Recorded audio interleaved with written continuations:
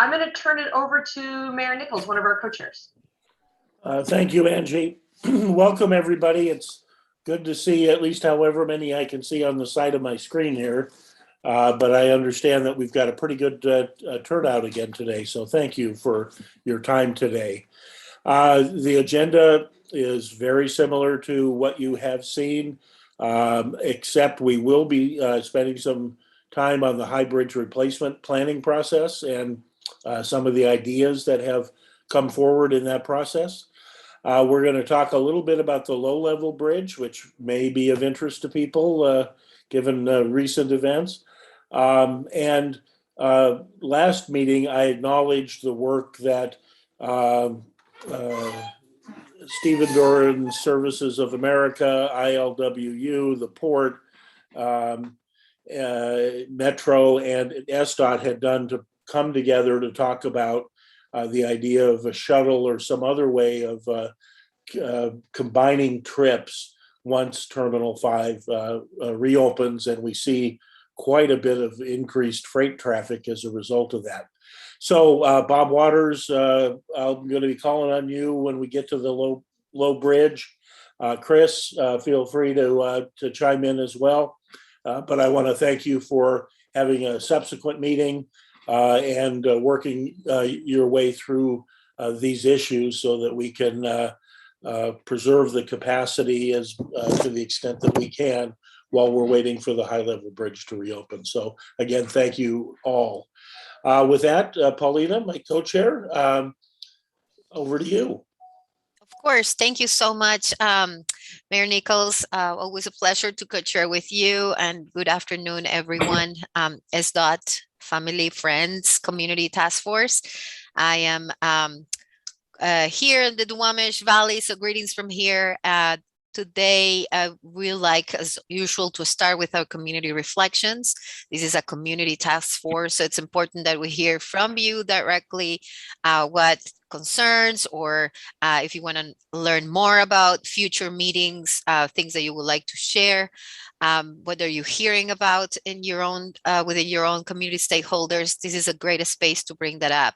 I will start modeling, but a huge concern that we had here, of course, in both important impacted neighborhoods of Georgetown and South Park.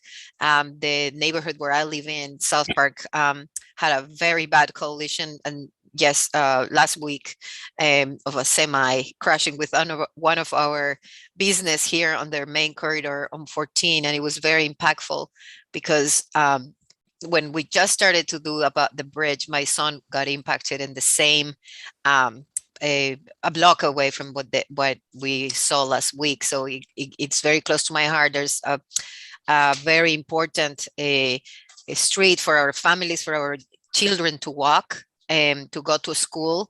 And so we're still seeing a huge amount of speed and traffic, trucks not respected. So I just wanted to share that and be conscious of, the impacts that, as Mayor Nichols was talking about, it brings into our communities. So with that, I don't see any hands, Angie, do you, from any of the community members? Okay, go ahead, Debbie. Oh, hey, Deb Barker here. Two things that I wanted to share. One is about the 16th Avenue Southwest community. They are looking for a meeting, kind of an update meeting, sooner rather than later, meaning it'd be great to have one scheduled this month to go over the parameter of issues that are going on. They're still seeing a lot of speeding, a lot of poor performance by drivers who should know better. And so that's just one thing I wanted to call out. I want to thank Sarah Zora for diligently crossing the I's and dotting I's and crossing T's to deal with the myriad of things that could be applied to that street. But just want to get their voice, 16th Avenue Southwest Safety Committee's voice out there for a follow-up meeting sooner. And secondly, I'm hearing from folks that they wish that the internal progress of the bridge that's going to be starting soon could be depicted exterior, could be shown on the outside somehow. Someone shared an idea of having a webcam that goes on, 24/7 to show what's going on. And knowing those of us who visited the inside of the bridge know just how challenging that may be, because the lighting is horrible. But there's that, and just so somebody could see what's going on inside, even though if it's maybe looks like paint drying as you carbon fiber wrap things. I had an idea of having the exterior, the lights on the top of the bridge kind of turn different colors when a milestone has been crossed for the repair. So still hearing from people that they're shocked and appalled that the work hasn't started, and they want to somehow see the progress on the exterior somehow. So those are my reflections. Thank you. Thank you, Deb. I appreciate it. Do we have, my co-chair, Nichols. Thank you, Paulina. So last week when the low bridge went out, a friend of mine had a doctor's appointment at Capitol Hill, wanted to know if there was a detour for the detour because of the congestion. Fortunately, the bridge got fixed pretty quickly, and my friend was able to use West Marginal Way, but noticed that there were at least 3 vehicles that passed him in the two-way turn lane, and had not experienced that before, nor had I. And very concerned that we're seeing more people who are not using good judgment, and therefore endangering really all of us, which I think will happen even more when the bike lane happens after the bridge is open. But I just wanted to bring that up because it's my friend had set his speedometer at 35, which is already 5 degrees or 5 miles per hour over the posted speed limit, and still these vehicles were racing around him. So later we're going to talk about some of the things that SDOT has been doing in regard to people who are driving without manners or good judgment. And I just want to highlight that I appreciate what you're doing, and I hope that you're continuing to look for opportunities to discourage that kind of behavior. Thank you. Well, thank you so much for sharing that. And I hope your friend is okay, Greg. And as you said, we're going to be discussing later on today some of those measures. And as a reminder always of how the decisions that other makes impacts on the people that really need access to those lower bridge. So with that, I don't see any other hand, Angie, unless you do see differently. I'm going to pass it on to you. Thank you again for being here. Yeah, thanks. Thanks, Paulina. I think we're going to jump into our first section of the agenda. So we'll share the slides back up again. Wanted to let you know that the slides are very large today, or this, for this meeting. So we had a hard time condensing them to be able to send them out. They also take a little while to switch to the next slide. So if you hear us pause, if somebody says next slide and you don't see a next slide, it's just taking a little bit for the technology to catch up. Okay, so let's start with bridge updates. Heather, over to you. Hi, thank you so much, Angie, and thank you, Greg and Paulina. I just want to note that it is my dear friend and colleague, Megan Shepard, who is moving these slides along, and she is one of the speediest people I know. So believe me, we are doing everything as fast as we can. So is this really the next slide?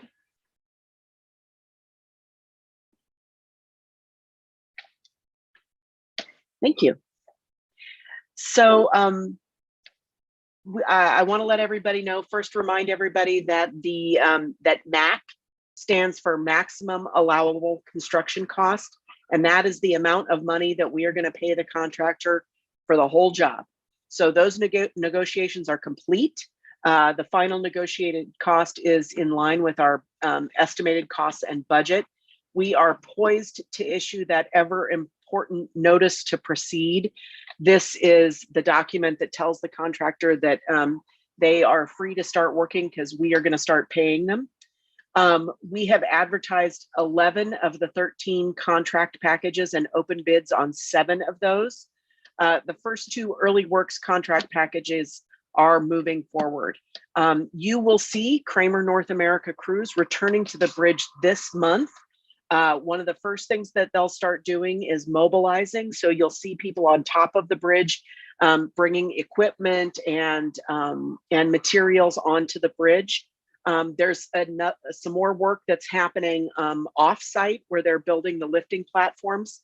That's one of the things that we have to measure when we think about how we talk about progress on the bridge.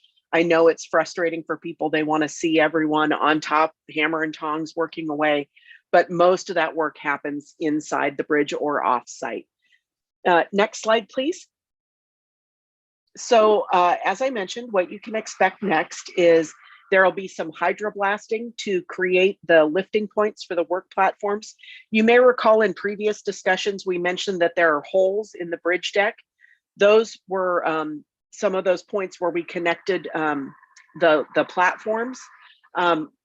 They have to cut new ones in the tail spans. So there's the center span and then a tail span on either side. So they're gonna hydroblast the lifting points for those work platforms. We're also going to be drilling cores of concrete for future post-tensioning work. And that work platform assembly is what is going to happen off-site. You'll see crews on top, trailers, vehicles, and equipment, but most of the work occurs inside the bridge.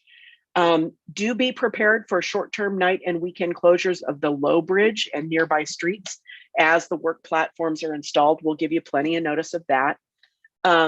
We are also, of course, going to share ongoing updates in those weekly emails, blog posts, and Matt Donahue and I are going to cut a little video next week. So that should be a real hoot. If you are not signed up for weekly email updates, or if you have friends and community members who feel like they're not getting enough information about what's happening, please do encourage them to sign up for those weekly email updates. They really are quite meaty, and we'll give you a week-by-week picture of what has happened and what is going to happen. Next slide, please. So I swear by the end of this project, we'll have a schedule graphic that I really like. So this is the latest one. This quarter, we're going to be relocating utilities that are housed in the bridge and installing work platforms. In December, we're going to start that post-tensioning work on the inside of the bridge, as well as epoxy injections. Starting at the beginning of next year, they're going to start that carbon reinforced polymer work. That's where they put the big sheets of polymer fabric on the outside. Also in the middle of the first quarter, we are going to start that low bridge rehabilitation work. Most of that is just carbon fiber wrap. So there'll be some closures when we set up the work platforms there. But during the work, we shouldn't have any closures. We will be done with high bridge construction, say it after me, Mayor Nichols, in mid-2022. As soon as we sign the contract, we'll be free to talk about when the work is supposed to be done and how that relates to when we open the bridge. All of that low bridge rehabilitation work will be completed by the end of 2022.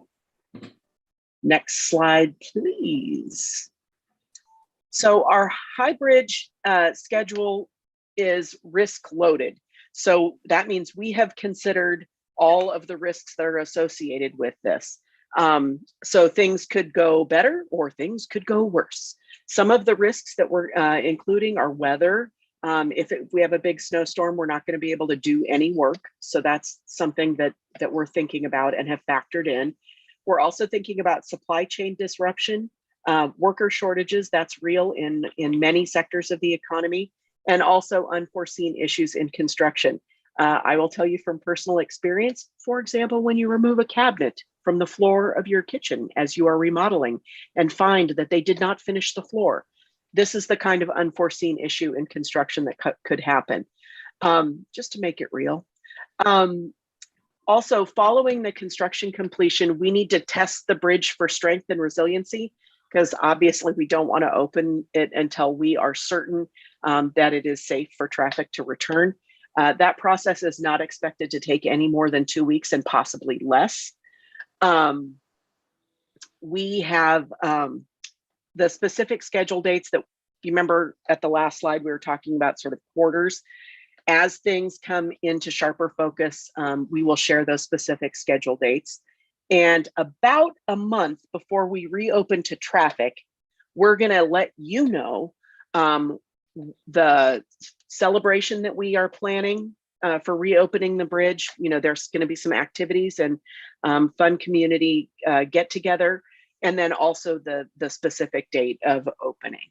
I do want to reassure you, in case any of you have the wrong idea, we will not, the festivities that we schedule will not delay the reopening. That's our priority. Next slide, please.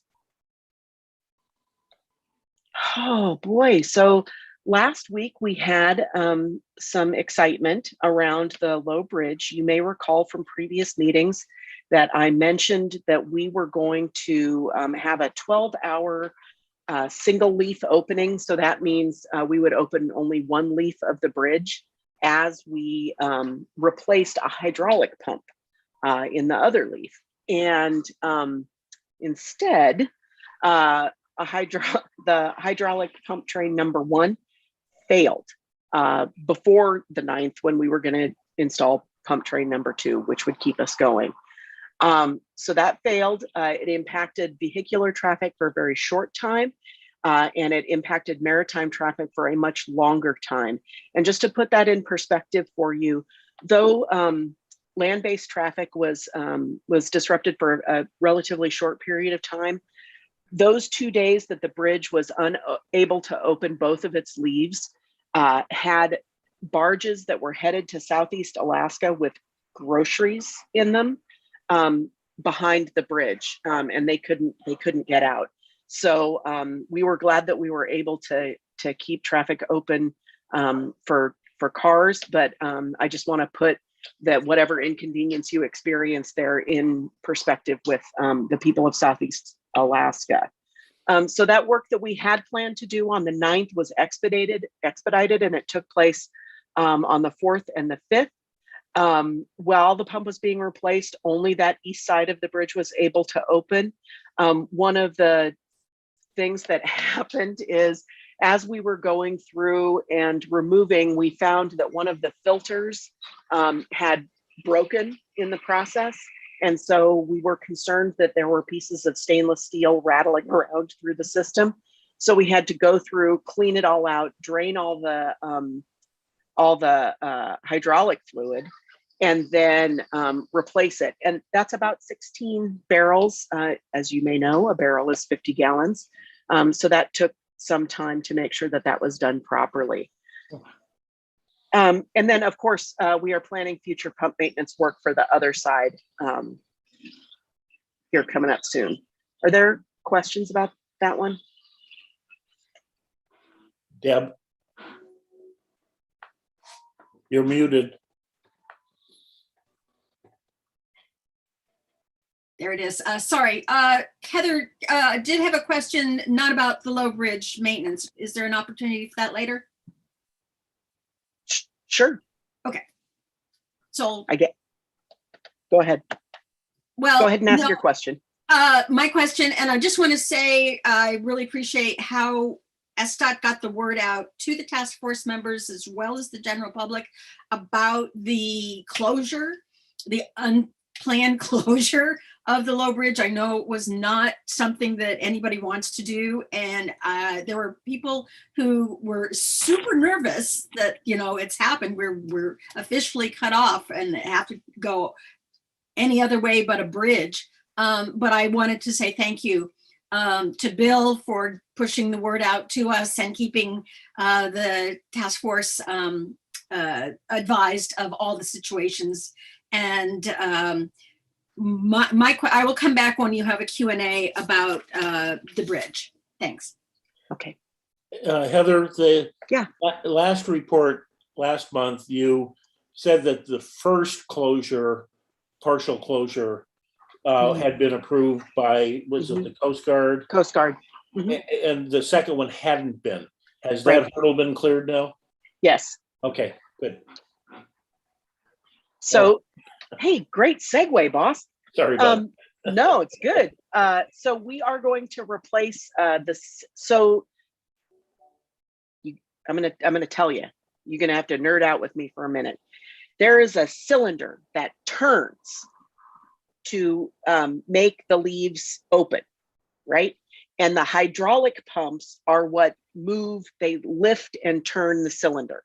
So we've already fixed the hydraulic pump on that one side, and now we are going to replace the cylinder on the other side. So the hydraulic pump does, it's sort of like when you're opening a medicine bottle and you have to push down and turn. So that's what the hydraulic pumps do. They lift up and turn. So on that cylinder. So the cylinder will be replaced from the 10th to the 13th. We're going to do that single leaf operation again, just like we did. We're working with the Coast Guard to make sure that everybody knows what's happening, and we don't expect land-based transportation impacts. The leaf will still open, so sometimes if there's a vehicle, a marine vehicle that needs to come, vessel that needs to come through, you'll have to stop.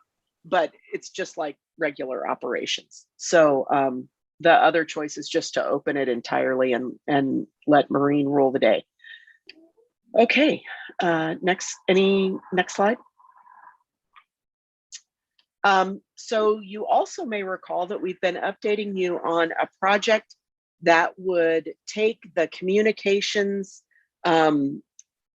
fiber and bury it in a conduit below the river instead of up in the high bridge. So we've awarded that work, and we have to Taurus Power and Controls. They have previous experience with this.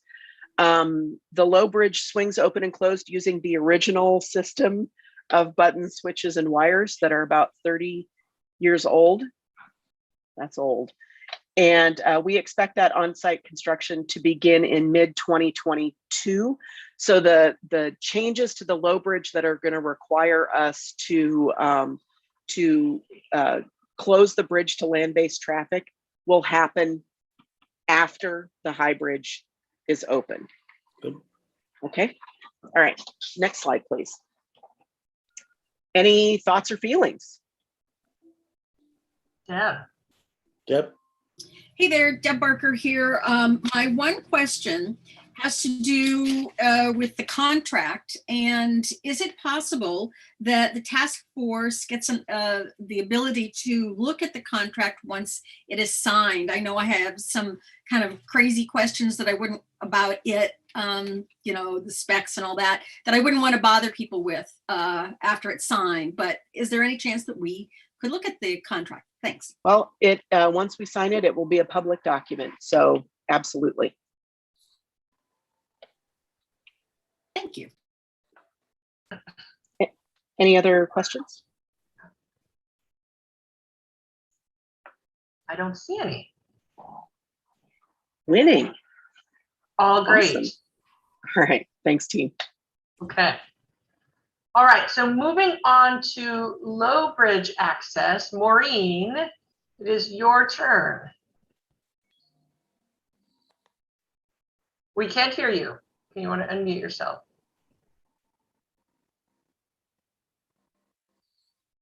No. Oh, no. I see that you're not muted. Oh yeah, here you are. Okay. First try. So I'm Maureen Sheehan. I'm the Low Bridge Access Program Manager, and just here to give you some updates as to how the Low Bridge access is performing. See next slide. So just as a reminder, so we are restricting access to the Low Bridge. So the freight, transit, and emergency vehicles have reliable access in and out of West Seattle. And so we have some authorized users. So those are folks like restaurant and retail businesses, folks traveling to and from life-saving medical treatment, on-call medical providers, and those maritime businesses, those are all our authorized users. And so we want to say thank you to all of you, because you guys have been doing your job in terms of keeping your use down. You're being very deliberate about when you use the low bridge. And so we very much appreciate that and hope to see that continue into 2022. We're also seeing some changes in terms of the increase in 3-axle vehicles. So when we say 3-axle, those are freight vehicles traveling on the low bridge. I say earlier than expected because this is what we're anticipating to see happen in January of 2022 when Terminal 5 does open. We're seeing some of that happen a little bit earlier, and that's very much expected, and it's what we're anticipating. But when we see our volumes in the next couple of slides, that can account for those changes that we're seeing.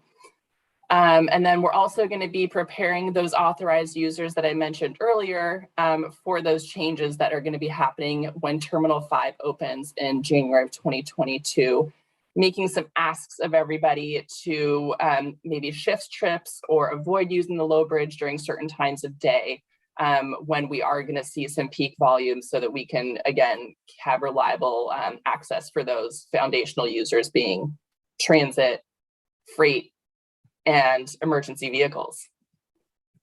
So just a quick overview of who does have access in those authorized users. We just got a quick list right there of 163 folks receiving life-saving medical treatment, 393 on-call medical workers, 216 restaurant and retail businesses, as well as 61 maritime businesses. And then we have a total of 600 ILWU members who have access to the low bridge, although we are limiting to 225 round trips per day. So by no means are all of them using them in one day.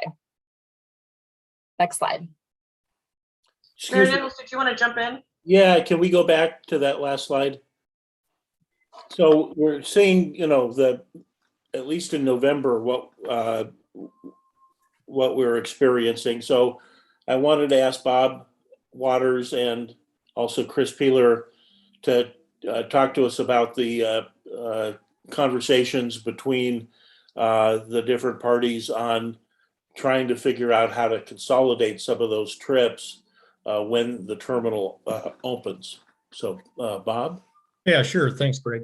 So yeah, we are working in tandem, Northwest Seaport Alliance, SSA Marine, and ILW Local 19 to try to look at some solutions we can find to minimize, traffic count and those kinds of things. So we're taking a two-pronged strategy to this. The first one is that we're looking at flexing our start times at the terminal. So rather than everything just starting at 8 o'clock, we're going to have A and B longshoremen come across between the 6 o'clock and 7 o'clock hour, and the casuals coming across between the 7 and 8 o'clock hours. So we can help try to level things out there a little bit and try to get ourselves as close as we can or under the thresholds there. And that part of the program is already put in place and approved by everybody and working. And it should be noted that there is a material cost associated with doing that, right? But we're working together and we've agreed on how that payment structure is going to work out, and that's being worked out. The second part of the equation that we're looking at, and that Greg was referring to on the shuttle side, is we're looking at in the 7 to 8 o'clock hour, how we might be able to shuttle casual labor from the ILWU hall over to T5 in the mornings and then back in the afternoons. And the three of us have met with Metro and discussed their van pool program as it relates to this move. And the van pool program, as you may or may not know, really goes from point A to point B with a driver that's going to be working at the site, and then the reverse in the afternoon. And all those drivers have to be registered with Metro ahead of time, right? All makes perfect sense. What we're doing is we're having to figure out how that works with the normal dispatch structure. So I may not explain this as well as Chris would, but I'll give it a shot and Chris can pile on and help explain this better. But when we order labor for what's going to happen at the terminal, we order labor the afternoon before the day we need labor. Okay. So, and then what happens is labor comes to the hall and the A and B men fill out the jobs that they want to take. Any jobs that are remaining, the casuals will take, right? So we don't know how many casuals we're going to have every day. So, nor do we know exactly which casuals, because there's a big pool of casuals. All the casuals are trying to build up hours, so it has to go on a rotating basis. So you can see it kind of complicates when you're trying to match that up with what Metro wants for registrations and the people and those kinds of things, right? So that's where we are right now, is we're trying to figure out how we can merge these two systems, if you will, or sets of procedures, so that we can accomplish this. So we're being proactive about it. We don't have a solution yet. We're still trying to work through it, but that's kind of where we are to date. But as I said, we're still trying to find a solution on that casual side for van pool share. Bob, what's the breakdown approximately? I understand it changes day to day between the A's, B's, and the casual workers. Yeah, Greg, you're probably looking at, 25 to 30% casuals, something like that. Mm-hmm. And on a daily basis. It changes on different times of the year too, because when you have cruise business in, you'll have a higher concentration of casuals, and because the A and B's are taking more of the cruise jobs, so there's more jobs for casuals. So it changes, and that's not every day either, because we don't have a ship in every day, right? So there's a whole bunch of different variables that come into play with this, but we're trying to measure these out the best that we can and try and see if we can't come to some sort of system for us. Great.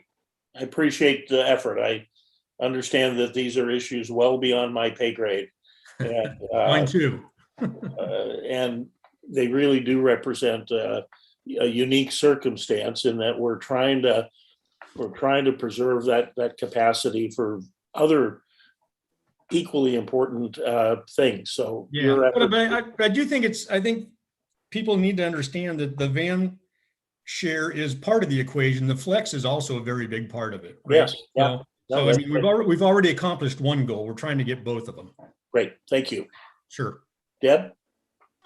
Just curious, and it's a complicated arrangement that you're working out. I'm curious if there are any other nationwide union organizations, maritime organizations, if you will, that have such a program in place. Does Long Beach have something like that, or over on the East Coast? Just curious if there's any system with the vans, Yeah, not that I know of, Deb. We work in every port in the United States except New York, New Jersey, and Boston, and there aren't any others that I know of. Okay, thank you. Yeah, sure. Chris, did you have anything you wanted to add? I just well, thank you, Chris Peeler, Local 19 LW. Just to add on to what Bob was, we met with Julia from Metro, and we learned a lot from her. I mean, just all the way around, and so outside of anything, this meeting, I think that we took a big step forward to, by meeting with Julia and get an idea. So we have kind of a ground, an overview of what we can do. We just got a couple little steps to get over as far as matching up the dispatch with the people, but I think that we're going in the right direction, and hopefully we can, we're not just sitting here dragging our feet, but hopefully we can get to the finish line on this thing. So it's been productive in my opinion. I think Bob and Lindsay would think so too. So Thank you, Chris. Thank you, Bob. Appreciate it. Maureen, sorry about that. You're on mute again, Maureen. All good. Okay, on to go next slide. So again, these are our average volumes going eastbound. This is just looking at 1 week, so just take that in mind when you look at these numbers. Again, the gray bars are showing the volumes that we'll see that we're expecting to see when Terminal 5 opens.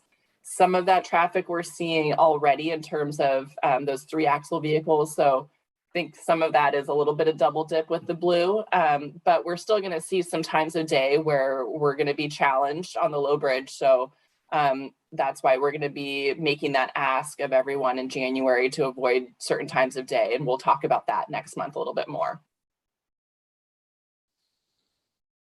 Next slide. Next slide. This is westbound, same thing in terms of what you're seeing and when we're expecting to see those higher volumes during the day. But we're monitoring this, we're keeping an eye on it, and we're prepared to make any adjustments if necessary when Terminal 5 opens.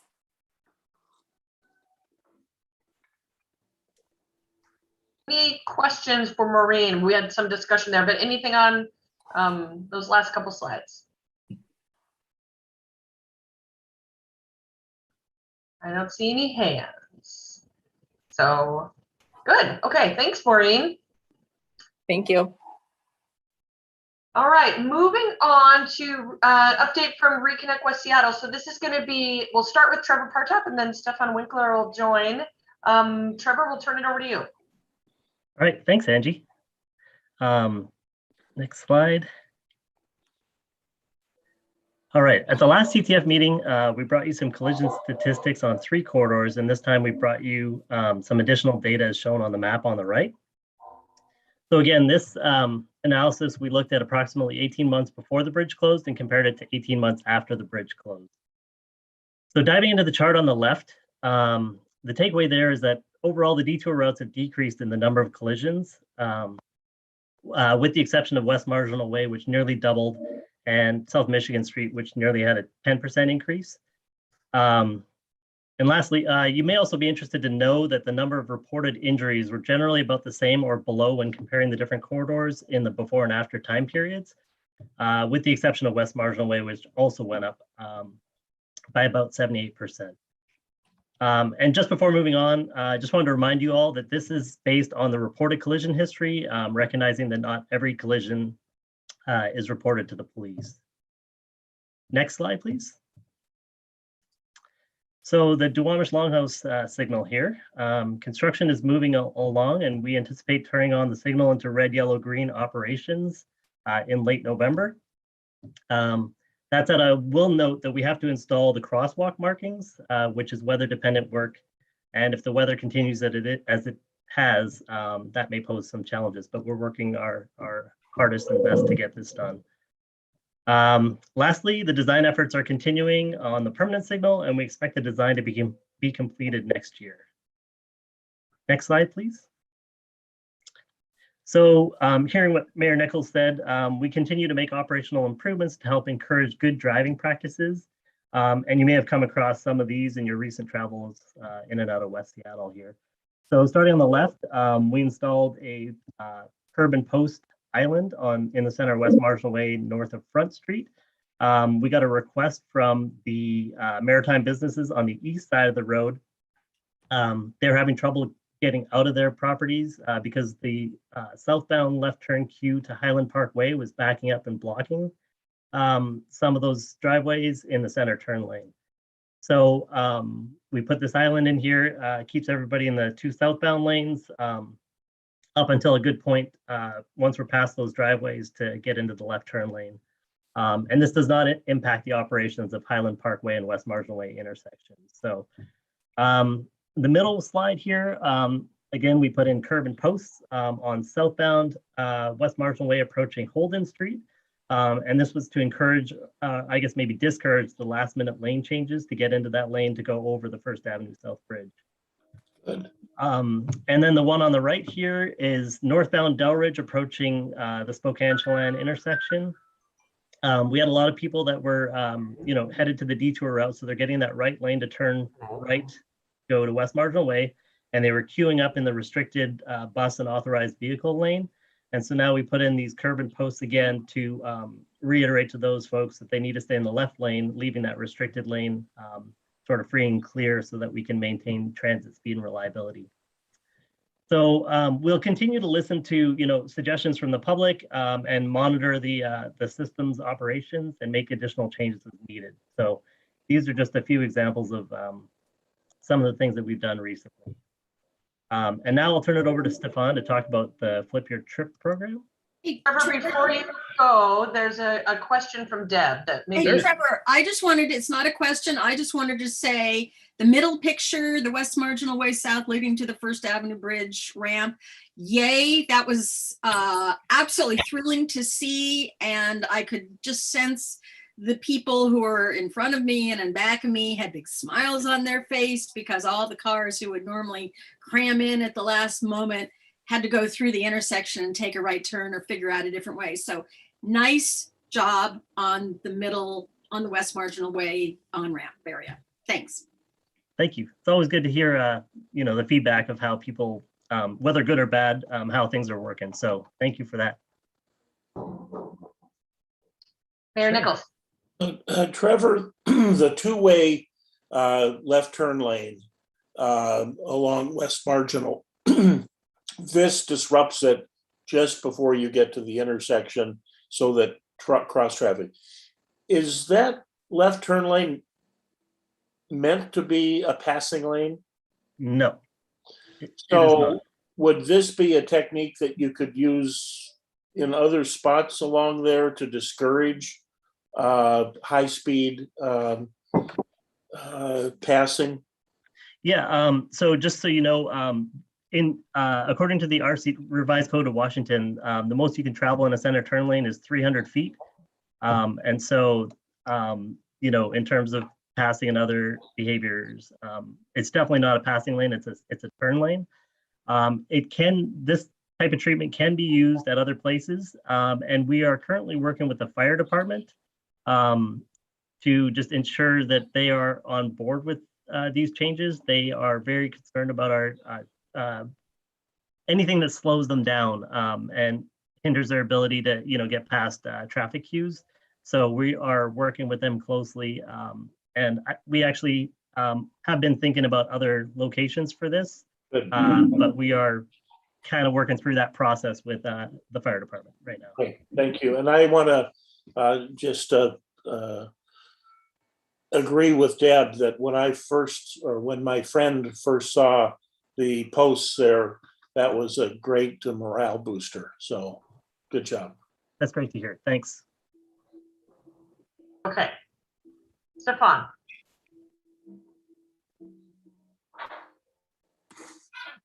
We can't hear you, Stefan.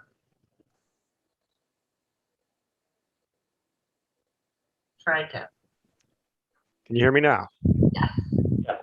All right. Good afternoon. I am the Flip Your Trip West Seattle Travel Options Manager.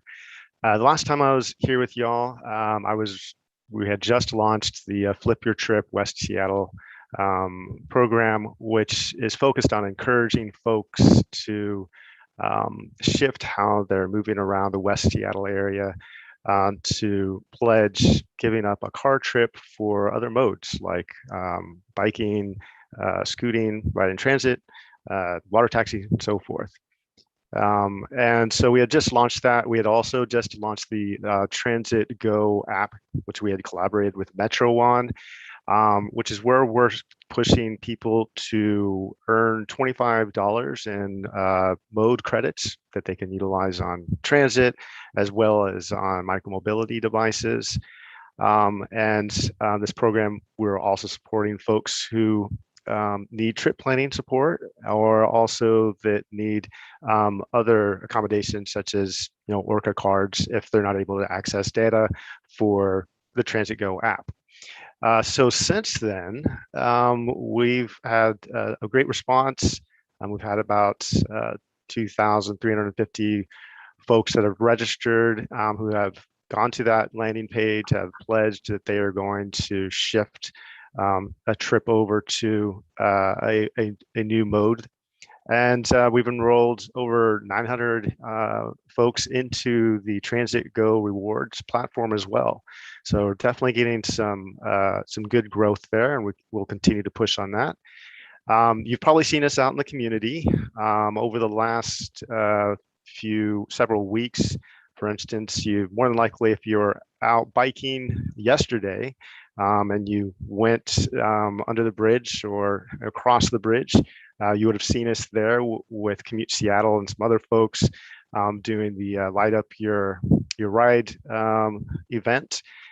We've also we're out at the Seattle Harvest Fest on October 31st, handed out over 750 handouts to adults out there, 2,000 pieces of candy to the kids that came out there. And you may have seen us out in Alki as well with a micromobility demo event where we're helping people understand how to use scooters in a safe way and telling them about how to be part of the program. Got about 100 folks that showed up and participated on that one. In the future, you'll be continuing to see us out at the farmers market. I think the next one is on the 13th. The South Del Ridge Farmers Market, that is. And then on the 14th, we have the West Seattle Farmers Market. So for our future campaigns this month, we're focusing a bit on van pulling. We kind of just heard that being discussed a little bit earlier. I just want to call out that Metro is offering 1 month free for folks who join van pool. And for folks who qualify, and when I say qualify, it typically means folks that are not working for a big organization that is already subsidizing a significant part, if not all, of their transportation. Metro is extending pretty much a complete covering, a subsidy of van pooling throughout to the opening of the bridge. And I think at this point, you only need a couple of people to start a van pool. So that's something to keep in mind and to share with folks in the community if you feel like it's appropriate. December, we're going to be focusing a bit on staying local, shopping local. And if you've been on social media and around the web or on YouTube, you will have seen us advertising there. And you should be expecting to see in the future as well something in your mailbox, which is a direct mail postcard that will be encouraging folks to join the program. So that sort of wraps it up in terms of our program right now. I'll turn it back to you, Angie. Yeah, any questions for Stefan on the Flip Your Trip? Bye. Okay, I don't see any hands for you. Thank you. That was good. There's a lot. You guys are doing a lot. I think Greg Nichols had a question. Just, Stefan, this is great stuff. Are you seeing any, it might be early, but are you seeing any trends yet? It's a little early to be looking for trends. We've had this program out now for just a little bit over a month. And so we're looking, the first couple of weeks was kind of ramping up, but maybe the next time that I come back and talk about this, we'll be able to speak a little bit more to any sort of trends that we're noticing. Great, thank you. Sorry for missing you. Okay, thanks, Stefan. That was great. And Trevor. So we're going to move into what's a longer section of the agenda on the high bridge replacement planning. I think we have a good amount of time for this conversation. So Wes, a question for you before we start. Do you want people, are you open to taking questions along the way? Do you want people to save them? How do you want to do that? Yeah, thanks, Angie. And there is a good amount of content here. So I will at least do one pause midway and see if there's some questions pertinent, so we don't have to do too much backtracking. But then I'm happy to spend some more time at the end. It'll make more sense that when all the context sits together. I may answer some of the questions you have, but yeah, I'll do one pause and mostly give myself a breath. I'm getting over a cold, so thanks for your patience, all. I might have to take a little pause here and there. Okay, take it away, Wes. Well, yeah, Wes Ducey here, and I'm managing this long-term replacement planning work. I was last here in June, and glad to be back to touch on the work and the findings that we've had in this technical investigation. I'll spend the first couple of slides just reminding what the scope of this work is, and then I'll get into some of the complexities and the considerations for this crossing of the West Squamish that we're also keenly aware of right now, and how that led to some of our findings. And then I will step through each of the concepts that we looked at and just kind of touch on the trade-offs, the things that we found. and then give us a wrap up of the findings now and the decisions that are really to be made in the future. So we can go next slide here. I talk about the future because this work, we're looking really far in the future, ahead of when we would actually be replacing this structure. We have all expectations and faith in the repair to be long lasting. And so that really sets us to be looking 40 years in the future of today towards when we would need to consider doing a full replacement of this bridge. So it's still a wise move. We had good guidance when we chose to repair the bridge to continue doing this planning and to figure out what value could we carry that far in the future and looking at this right now. And some of the key whys for this are really understanding the repairs. You know, one of the obvious concepts for replacement is replacing it where it's at today, but we need to really understand what we're doing for repairs to know the trade-offs there. We also want to make sure that we understand the lessons learned right now around avoiding closures or reductions of capacity and the way that detours move through the Duwamish Valley. I'm in West Seattle. I'm experiencing it every day, and we want to make sure we carry that tough lesson learned in this moment forward and consider that with all of the concepts that we looked at.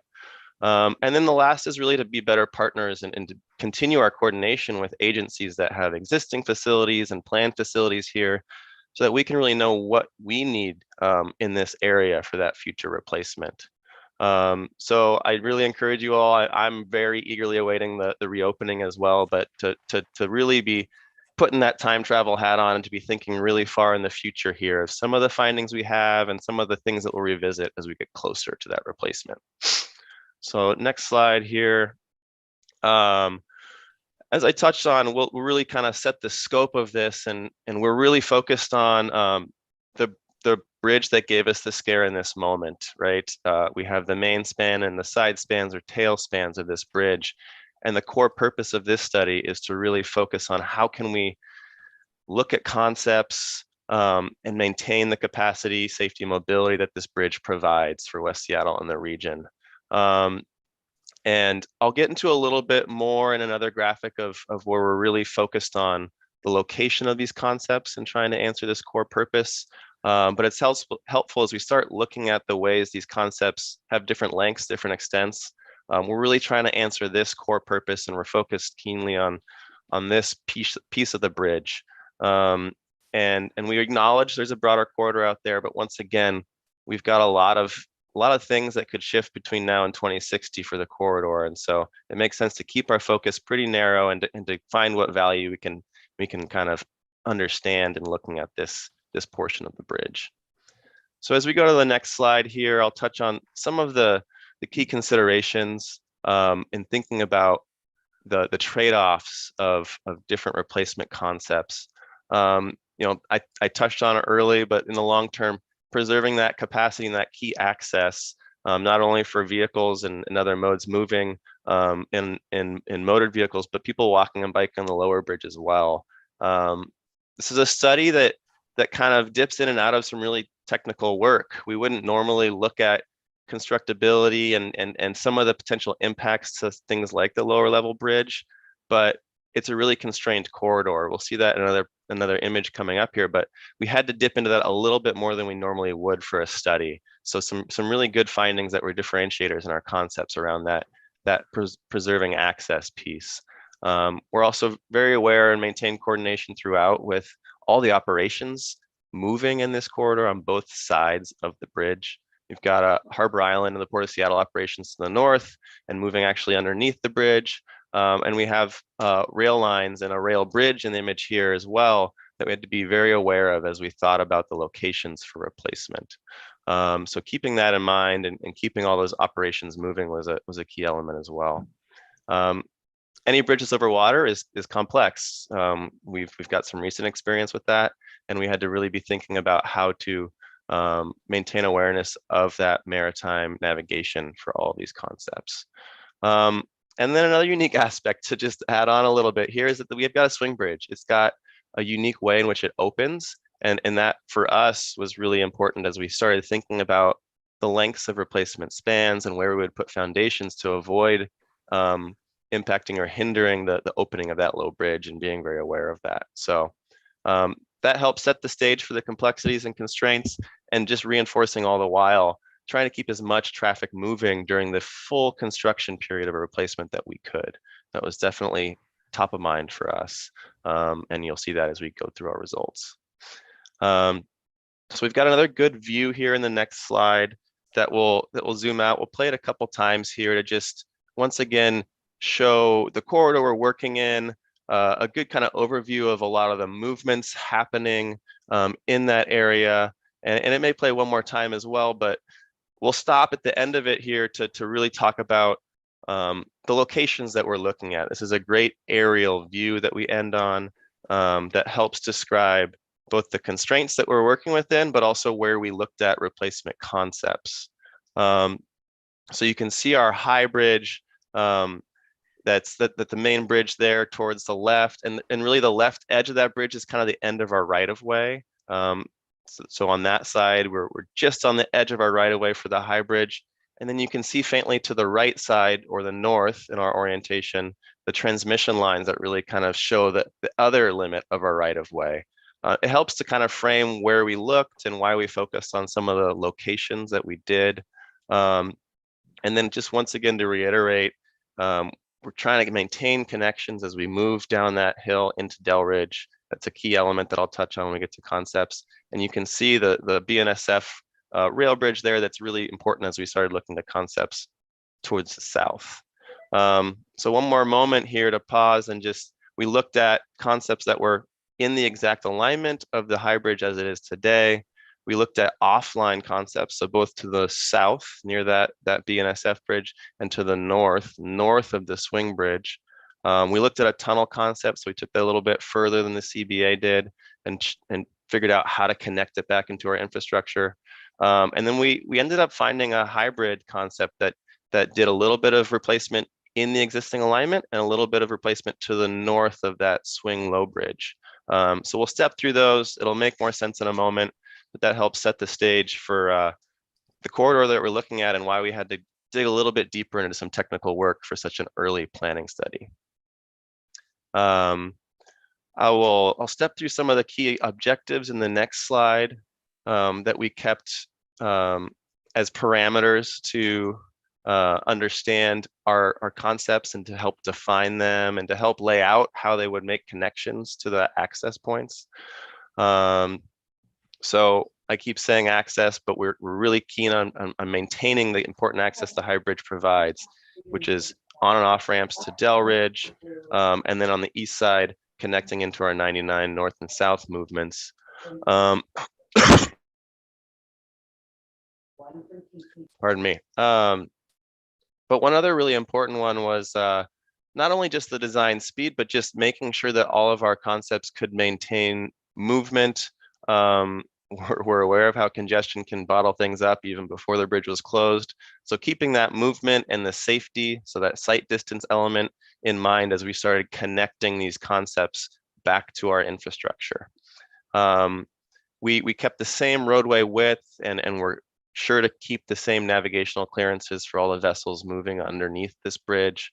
And then, like I said earlier, we delved a little bit closer into some of the demolition and construction methods to make sure they were feasible, but also to just understand a little bit of where we might have some risks of impacts in doing some of these more complicated replacement schemes.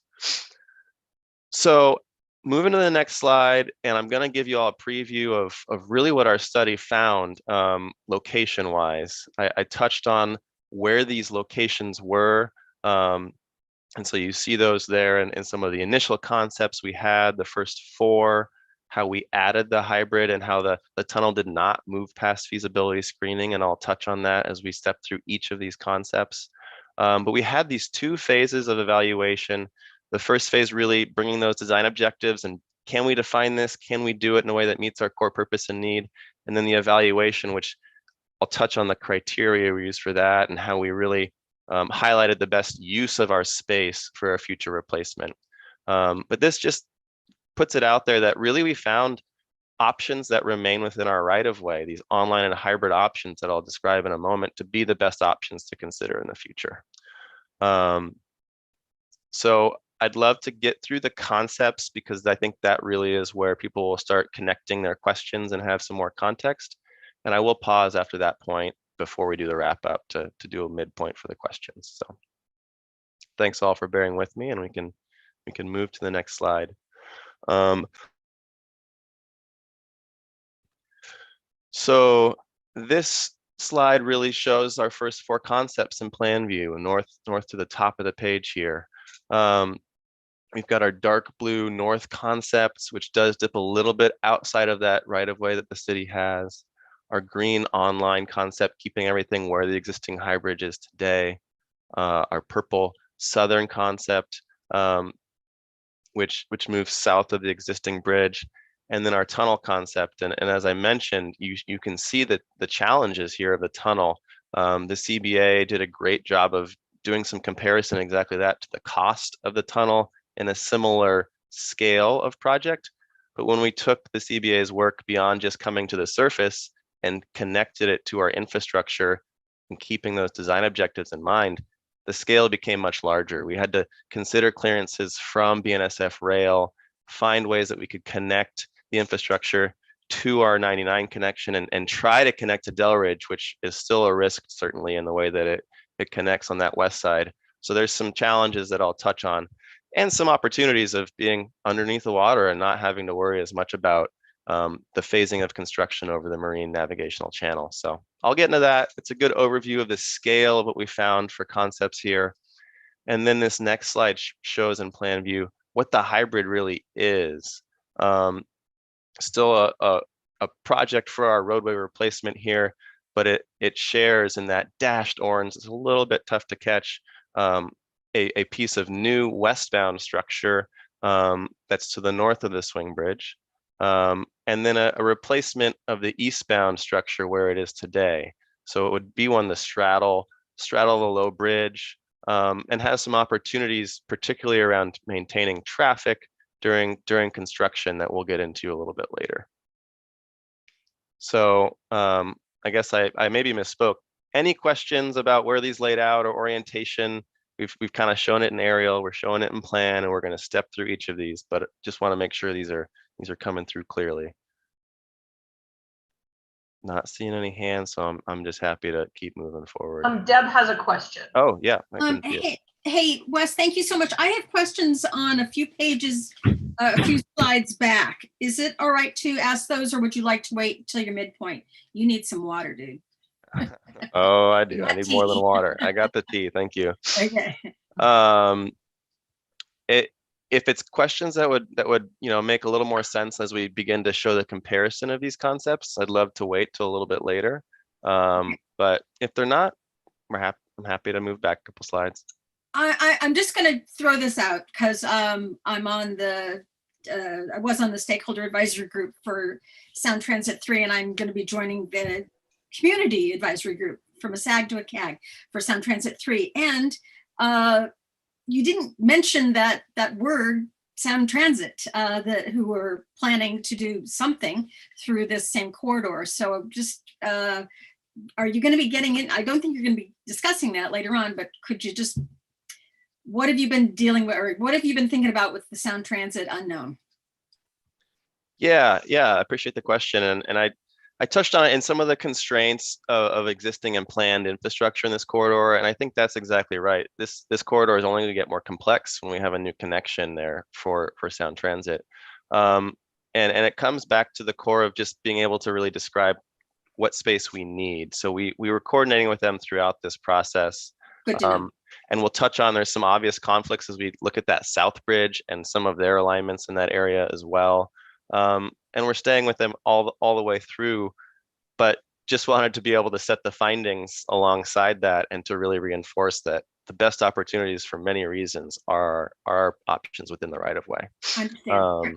Glad to hear that they were working alongside with you. Yep. Yeah. Thanks. Anything else at this point to kind of help set some of that framing? Great. Well, I got some tea. Thanks for the suggestion. Let's move into some more good content here. So starting with our North Bridge, and this is helpful to begin to think of these as fully offline or some of our like partial online options here. The North Bridge is our option to the north of the swing bridge offline. And at the outset, we really wanted to know if we were able to build something offline and keep traffic moving on the existing bridge, is that a scheme that's going to help us keep traffic moving during construction? So that was our initial thought in coming up with this concept. In the end, it is really complex to tie this infrastructure back in. Those points where our dark blue comes back to our roadway to the east and west and make those ramp connections into Delridge are really complex to do. On the west side, weaving through existing ramps and keeping operations moving is one of the complexities there. And on the east side, just the amount of time to phase traffic back in and complete a complex structural connection is a big factor, and is one where there'd be a period of roughly 4 years of closures that would limit traffic to 2 lanes in each direction. And that was one of our big findings here. Otherwise, in laying it out, we're able to meet that core purpose and need of a replacement. We're able to maintain those access points, and none of these curves are limiting sight distances or affecting the speeds as they are today. But it's a little bit longer than the spans that we were looking at as well, at about 3,400 linear feet of replacement. And then we worked and kept in touch with the port as well, but it is an area over their T5 flyover ramp and near Terminal 18 that we'd have to really work closely with them if this was what we were to move forward with and work on the construction sequencing with them on. As we move to our other offline concept, our south concept, a mirror image of the north, moving south of our existing bridge where we're able to, and really looking at a similar question and coming to a similar answer. It's about the same time of 4 years of closures out of roughly 8 years of total construction for either of these concepts, where we'd have reduced capacity to 2 lanes in each direction. And so that was a key finding that we wanted to carry forward, and not seeing a lot of advantages that outweighed that complexity for these concepts. And a similar length here, a little bit shorter than the north at 3,300 linear feet. And then the real challenging element for this option was that we were beginning to touch into Pigeon Point. That's a real complex area to be building a structure over. And we had impacts to businesses and to that, working on where we would put foundations near that BNSF rail bridge that were really, really challenging. And we were nowhere near design, but we identified those early on. And so those were some of the challenges for both of those offline concepts. As we move to our online concept here, this is one where it is one of our better performing concepts. And it's interesting balance point where it's a shorter construction duration of about 6 years, but for that entire time, that is 2 lanes in each direction. So it is constrained. And the main reason of that is because with this scheme, we would take the bridge down in halves. So we would move traffic to the southern half of the existing bridge, take down the northern half, and in that time we would just have half of that structure, 50 feet of right of way, to keep traffic moving on. We'd replace, move traffic to the north, take down the southern half and replace it, and have the full bridge back up. And that's what I mentioned at the very beginning of really needing to understand our repair, to understand if there are additional risks to that idea of demolishing and replacing the bridge in halves. Is something that we're staying really in step with the repair team on and making sure that we fully understand. All of that said, we'll get into some of the other criteria, but staying within the existing footprint really reduces those impacts that we started seeing looking offline. And if we're going to have closures on the span of years, there are some other really great opportunities of looking at this online option that made it score better and be a better performing concept to carry forward. This one is about 2,300 linear feet for that westbound portion. And then that eastbound portion stays within fully those 3 spans that we were focused on. for a replacement. So it's able to be that smallest footprint of all of our options here, which is just an important finding that reinforces our core purpose and goal here in this study. And so moving to our next, as I touch on the scale of these, the tunnel concept was a 14,000 linear foot concept. So, on the order of magnitude of around 5 times longer than our other concepts. And the key element here that's different than the CBA tunnel that I want to reiterate is, regardless of how we get underneath the West Duwamish waterway, technology-wise, we have to connect back to our infrastructure. We've got elevated infrastructure on both sides here, and those connections pose some significant challenges of impact and of potential delays during construction as we cross 99 on the east side, and as we figure out how to try to keep connections to Delridge on the west side. So that's a tough finding, and for these curves that we have to connect, they're not able to fully meet our purpose and need. They're a slower speed, and there's potential site distance constraints that would make us expect some slower mobility in general of moving in and out of this tunnel. So this is really one where you saw we looked at it early and we did not move it forward. The challenges very early on outweighed the benefits of a tunnel, and we'll see that again later. You will see it in our comparison, and we'll highlight just some of the ways that it did not score well in trying to meet the purpose and need of this study. And then the last piece to just touch on is impacts are a big element to layer on top of just the scale of a project. And so as we begin to go above ground in those dark blue sections and be near important businesses and important access and port areas, that's just another one that was another scale beyond anything else we saw in our bridge concepts. So, and then the last one I'll touch on here is our hybrid. And you can see it a little bit more clearly now, and there's a faint kind of line where you can begin to see some of our right-of-way limits in this area. But hopefully it's clicking and making sense of what this hybrid means, of the westbound lanes being a new structure to the north of the swing bridge, and the eastbound lanes being where they are today.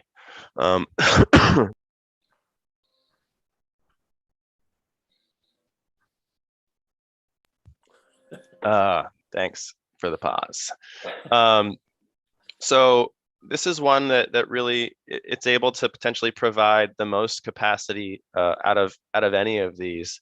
We would still have about 4 years of closures, but we were able to maintain between 5 and 6 total lanes during that time.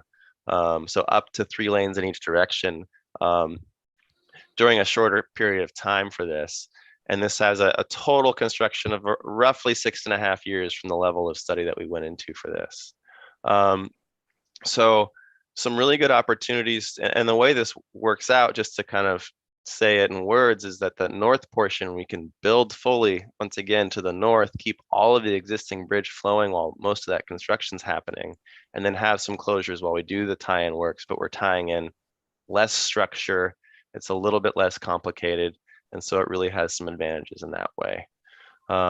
We stay within our right-of-way, and so therefore don't have some of those complexities of operational impacts in the long term or during construction that we were starting to see with some of our other offline options. And so yeah, meets the core purpose and need, and is a really good scoring option along the online from what we found in this study. So I can pause here before we get into some of the criteria and the results. This is when I was envisioning. There's a lot of information I just put out there that there might be some questions at the midpoint here. Mayor Nichols. Thank you. Thank you, Wes. This is fascinating stuff. And fortunately, I don't anticipate being around when the decisions get made, though I understand the committee is expected to meet monthly until we get to that point. So what were the underlying assumptions that you had in terms of capacity, modes? In 2060, we will have a fully functioning sound transit connection across the river all the way to Everett, and with one transfer all the way to Tacoma, and with a different transfer all the way out to Redmond or possibly Issaquah. So there'll be a huge new system similar in scope to BART for people to get around.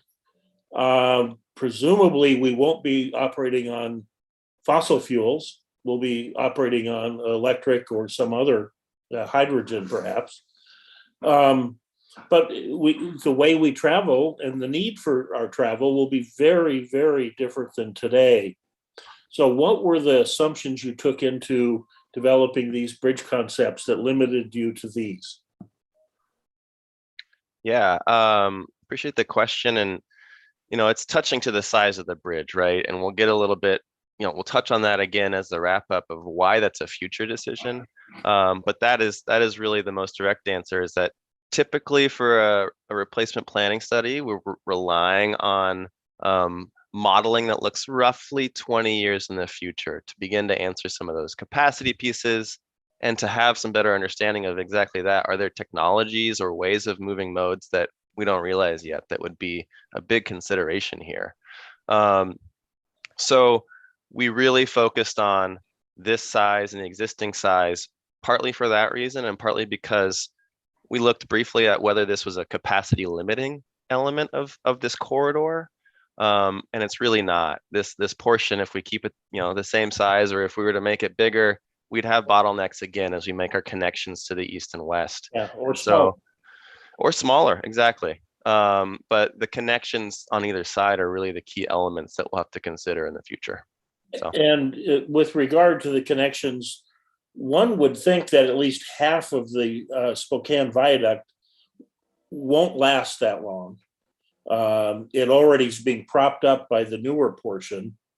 And I think similar to the West Seattle Freeway will have exceeded its useful life. So we really have the entire corridor that we need to worry about. This is the most fragile connection, as we are painfully aware today, but the other pieces are going to need significant rebuilding, if not complete replacement, which again would open up different alternatives, different options for us, perhaps.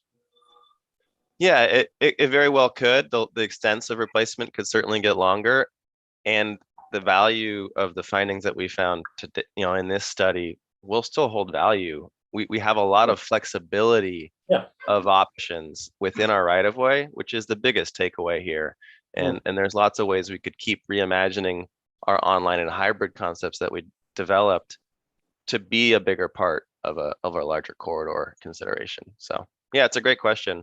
And we wanted to maintain that value here of keep some focus and really bring some value to that future, more complicated consideration. Thank you. This is very good. Thank you. Yeah. Deb, oh yeah. Yep. Hi, Deb Barker again. I had a couple questions, and I just wanted to say thank you, Mayor Nichols, for bringing that issue up, because really it was only the picture of showing the tunnel that really showed the full impacted corridor, as West Seattleites know about it. And I'm bringing to mind the loop between Eastbound Spokane heading into northbound 99. And that's always been an issue area for many of us. And it'd be nice to see that brought into this picture. I understand the scope is just this particular corridor, but I really appreciate your question, Mayor Nichols, so that SDOT can know that we're all aware that it's a larger system. My first question is, if Wes, if you could confirm the we, you talked about the we looked at it. Who is the we? Do you have an internal committee that's leading this? Again, if you could just remind us who we is. Yeah, we hired a team of consultants to really be able to, as a technical study, dig into these technical questions and be able to give us the summaries of impacts and construction timing and some of those elements. So it's a team of structural engineering and long-term planning folks that helped us really understand these findings. Great, thank you. The other question then is on page, I'm sorry, on screen, I wrote it down. You said you're in the same width. And does that mean it's the same number, when you talked about maintaining the same width as the existing bridge, does that mean the same number of lanes when you're talking width, or does that? So let me just, Wes, let me give you a little break here for a second. So I just want to gently remind everyone that this bridge won't be built for 40 years. And so the concept of how many lanes is like one of the last things that we consider when we're doing a bridge project. So and there will be tons of time for community involvement when we actually get to the, like, what shape is the bridge? You know, which of these concepts do you really like? So at this point, all we're doing is a super technical, where in this extremely constrained corridor, where can a bridge fit? So I just want to lift up our focus just a tiny little bit, because there are a lot of questions that we're simply not going to be able to answer until we're well into the future. Fair enough. Thank you. Those are my questions. Hi, Diane Sosney, SEIU. Am I remembering correctly that the estimate for the replacement was a range of 10 or 15 to 40, but you know, who knows that it would last 20, 30, or 40. So it could be way sooner than 40 for a replacement. You know, Deb, this is a good point. It could be. I will tell you though, when we were saying that, we had less knowledge of and confidence in what our repair was going to be. So we're in a much more secure place about how well this is going to work. So we really are looking for a future replacement of this bridge, not anything anytime soon. I would like to be on my porch swing when we're replacing this. I don't have a porch swing, but like to be in a place where I have a porch swing. So we really do feel like this is a long-term replacement. And Diane, I'll just jump in here to Sam Zimbabwe with SDOT. I think it's also the amount of work that we've done to this point sets us up in that future regardless. So whether, our plan is for that to be 40 years in the future. If for some reason it's not 40 years, this is already baseline work that won't have to be repeated and will set us on that foundation for whenever that point is. But as Heather said, everything that we are doing, we anticipate that is going to fix the problem that emerged with the bridge, and that should make it last, as Wes said, for the rest of its useful life, which goes out, another 40 years.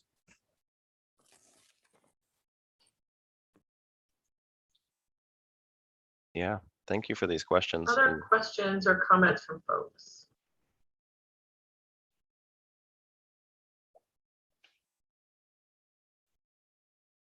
I think you have a couple more slides, Wes, is that right?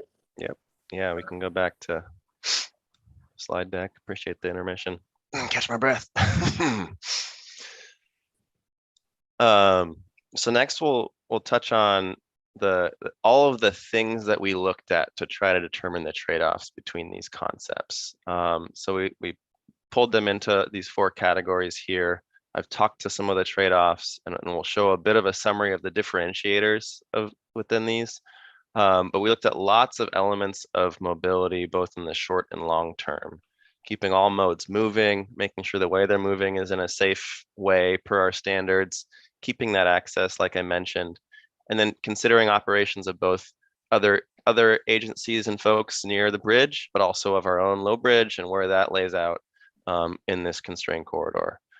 Touched on a little bit of the construction duration and scale in each of these concepts.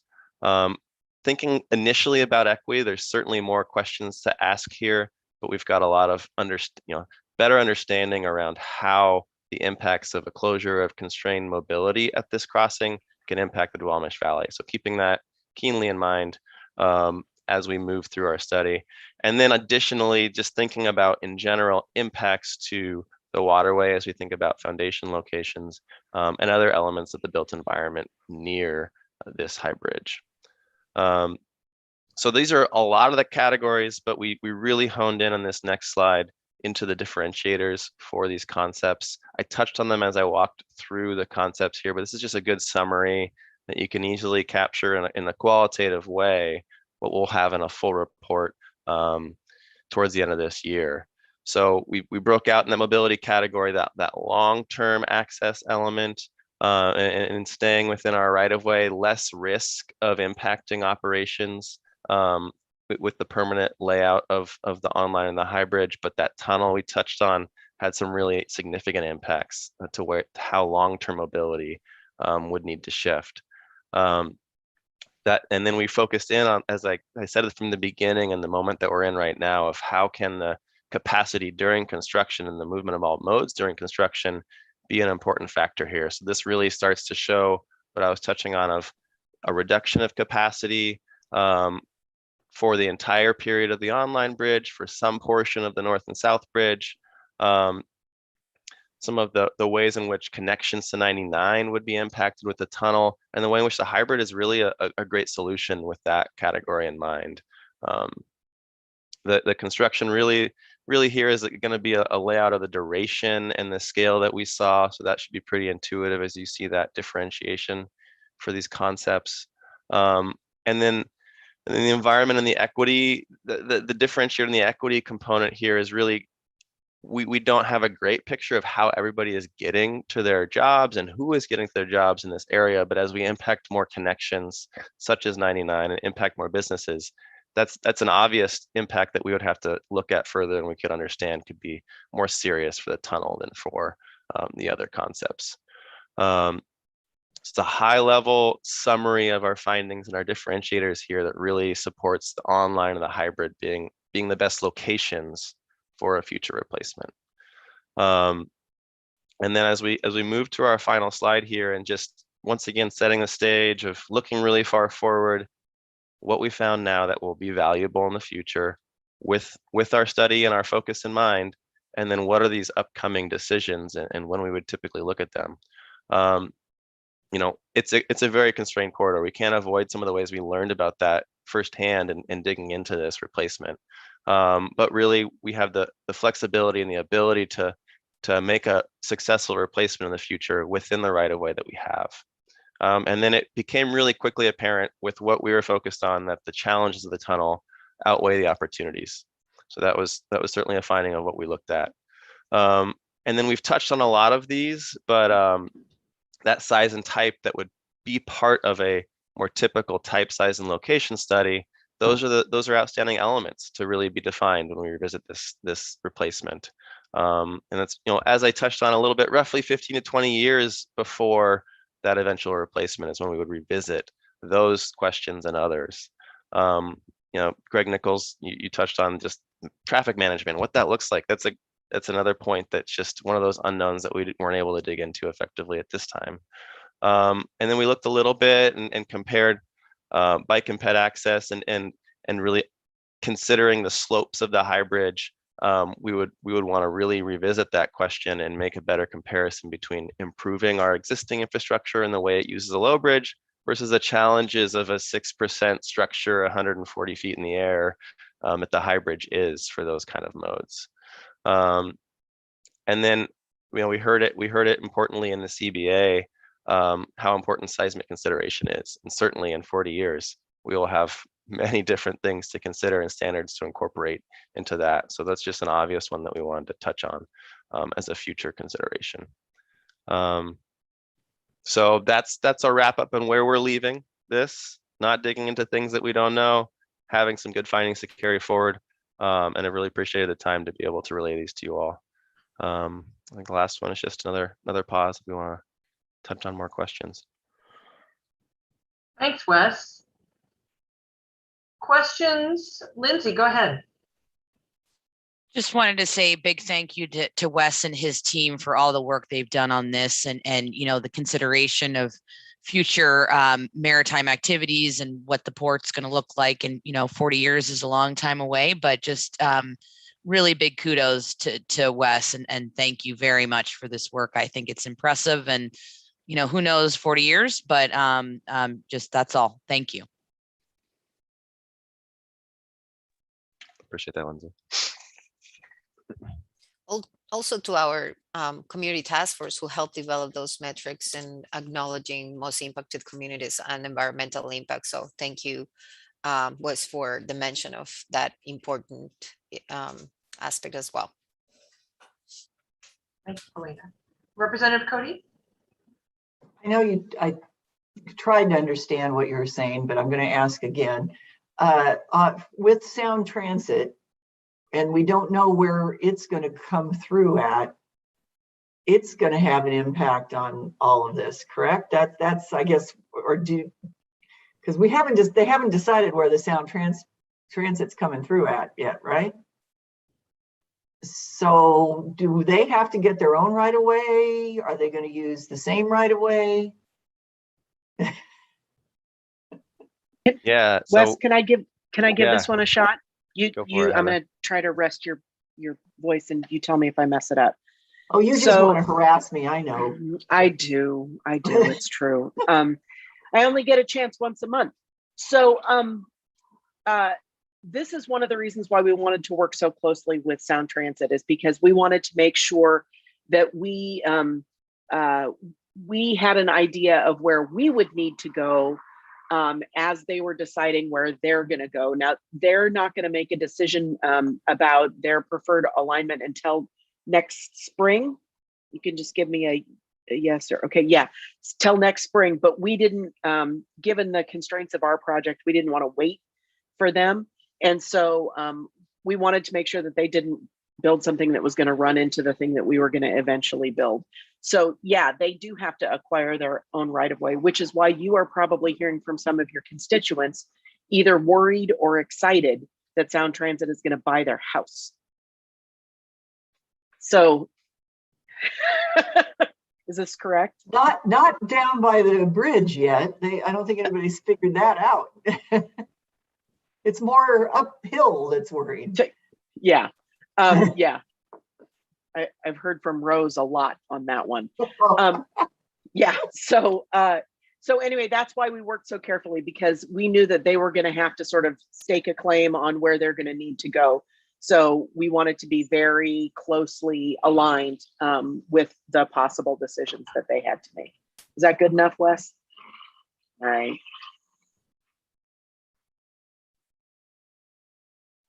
Other questions or comments from folks? Anne. Hi there, it's Anne Higuera. Heather, maybe you can answer this so that Wes doesn't have to. So I'll make something up. So the stated timeline for the bridge the rest of the lifespan is 10 to 15 years up to 40. Mm-hmm. And the planning for this would start 10 to 15 years ahead of when the bridge is needed. So let's just use the bottom end of that scale, then the Mm-hmm. planning should start now, which presumably is why Wes is working on this. But is this an ongoing process for SDOT? Is this we're looking at this for 6 months and we're going to let it sit there until we know for sure we've got an issue? Like, how does it work? And then if people have great ideas, which people do, how do they communicate those to SDOT about their thoughts about what might work well? Right. So one of the things that we mentioned is that as that 10 to 15 years to 40 years was something that it's a pretty big window, right? And so that's a window that we identified early on in this project. Since then, we have a better understanding of the repairs that we're going to make and how well they'll work, how long they'll last. And so we really do think that there is that there's a much greater we're much more comfortable saying that it's going to be closer to the 40-year timeline than to the 10 or 15 years. No one's going to be definitive. Bad things happen all the time, but we're really looking more at that 40-ish year. And I think we would probably start thinking about the new bridge 10 years ahead of time, but probably wouldn't start work in earnest until maybe 5 or 6 years before we expected. That's, you know, we got to get the money together and all of that. So what Wes is working on here is really just, honest to God, no more complicated than a line on a map. Where in this constrained corridor is it possible for us to build a bridge? And so I love that people have awesome ideas. My experience working for many levels of government over my career is you have a greater chance of success if you wait until we're closer to actually doing the design of the bridge. And believe me when I tell you, there will be a lot of communication with the community, from, you know, everything to from like the style of bridge that we would use to the color that we eventually paint it. So I think it's great that you have good ideas. You can send them to Wes or you can send them to me, but it's unlikely that those ideas will be well preserved between now and the, you know, 30 years from now. I don't want to disappoint you, Anne. I just want to tell you the truth. The truth is the good thing to have, actually. Mm. And that's great. That's kind of what I figured was going to happen. And I have one other follow-up question, if you don't mind. And I was just thinking about Sound Transit and how they have to find their own right of way. Would SDOT look at all at forging a new right of way through a different location? Or would it make the most sense to stick with the right of way that's already there? Wes, I think you might have to take this one. It's all Sorry. good. I think that's one of the key trade-offs that we considered with our infrastructure as the primary focus, but moving outside of our alignment adds a lot of complexity for our project.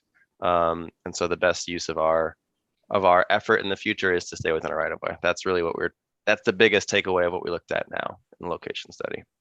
I don't know if there's a different way you want to ask that or if I'm missing the question. Well, Wes, one maybe I can just add a little bit to it too. This is Sam again. Deb mentioned earlier the eastbound to northbound 99 loop ramp, and we know that there are other challenges. Mayor Nichols talked about the Spokane viaduct and the West Seattle Expressway. If this was really focused on if we need to replace this high bridge and we're connecting, as Wes said, to all of the access points, right? That was a constraint on what we were looking at.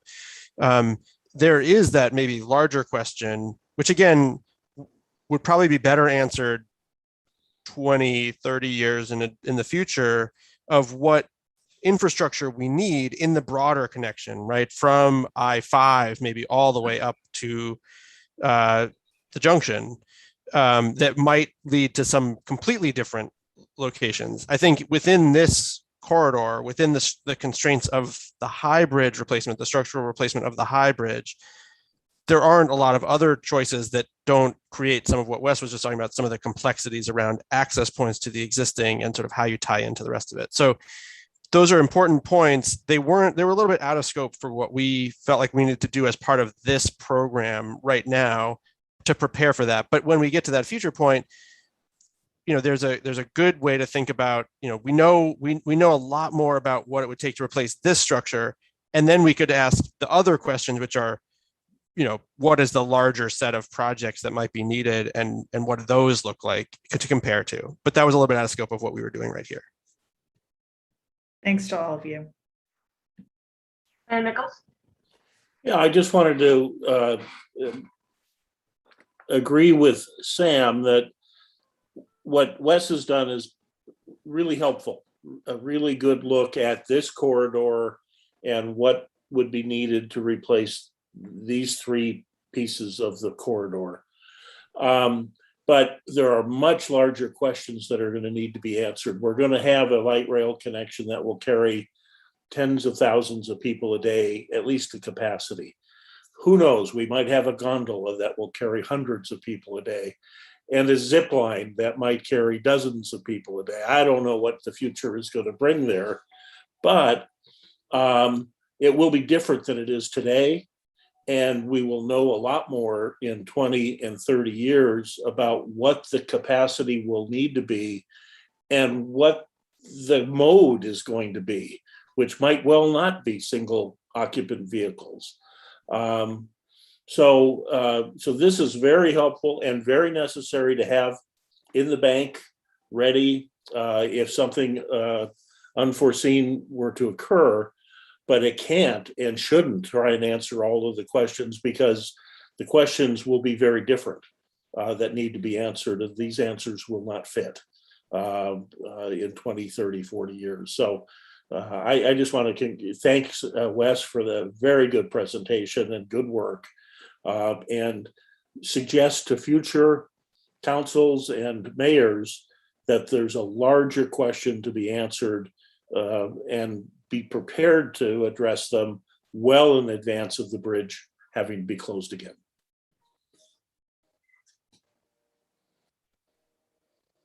Thumbs up. I see some thumbs up. Other comments, questions for Wes, or just discussion on this topic overall? I think that's it. Wes, you can go rest your voice. Thank you for good work. Good work. Yeah. All right. We just have a couple more slides. I want to talk through next steps. So I'm going to put that up, and Mayor Nichols, see if you'll talk a little bit through next steps. Sure. Thank you. And thanks again, everybody, for your time, your patience, your good questions, and thoughtful participation over many months. Next month will be our last meeting of the year and our last meeting with the current administration of the city. So we're hoping to have a special guest join us. Don't know for sure that will happen, but we're hoping to have a special guest to help us kind of wrap up what we have done so far.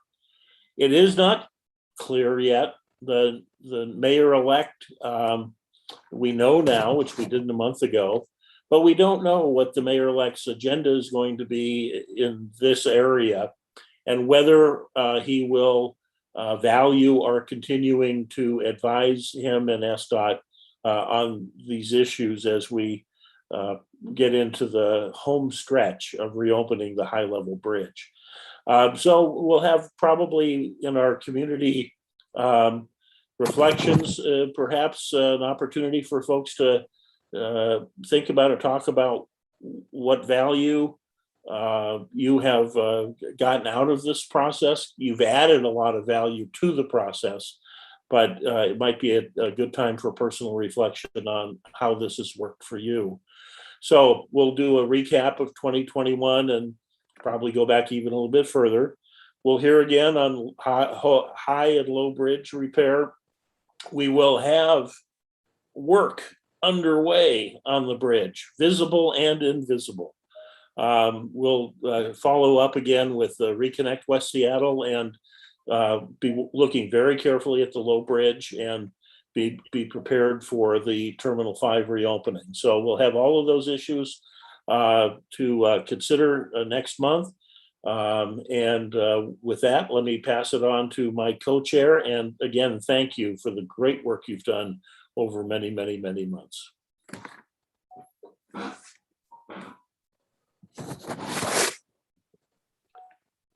Paulina?